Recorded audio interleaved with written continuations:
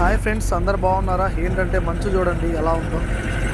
Road మీద వెళ్ళేటప్పుడు ఏ vehicle కనిపించడం లేదు. ప్రతి ఒక్కరూ ఇండికేటర్ 4 ఇండికేటర్స్ హెడ్ లైట్ వేసుకోండి.